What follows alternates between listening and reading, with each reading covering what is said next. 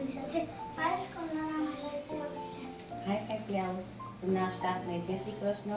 ધ્રુવિશા 3 વર્ષથી hi-fi play હાઉસમાં છે. અત્યારે એલકેજીમાં છે. એલકેજીમાં એને સરળ ગ્રોથ થયો છે ભણવામાં. એને સાદો પાકો, કાવાળો કક્કો, સાદા શબ્દ વાંચતા પણ આવડી ગયા છે. 1 થી 50 સેંકડા, 1 થી 50, પહેલી બીજી ABCD. અને અત્યારે કોશિશ કરે છે પહેલો ને બીજો ઘડિયો શીખે છે. ઘરે આવીને જાતે લખે છે. અને આપણે હવે જોઈએ તો દર શનિવારે એવી એક્ટિવિટી બાળકોને કરાવવામાં આવે છે જેવી જૂની ગેમો કરાવે છે, જેથી બાળકને ખ્યાલ આવે કે જૂની ગેમ કોને કહેવાય છે. અને યોગા પણ સરસ કરાવે છે. સંસ્કાર વિશે વાત કરીએ તો બાળકને સરસ મજાના સંસ્કાર આપવામાં આવે છે.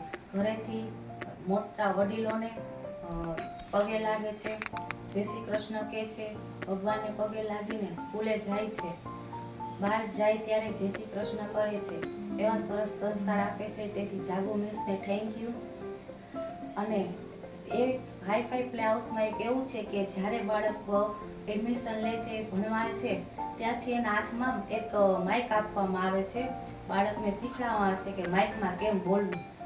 તેથી બાળક મોટું થઈને ક્યાંય પાછું ન પડે. તેથી જ એ લોકો નાનપણથી જ હાથમાં માઇક આપે છે કે 1000 માણસ વચ્ચે એ સ્ટેજ ઉપર બાળક ક્યાંય અચકાય નહીં, બોલી શકે એમ.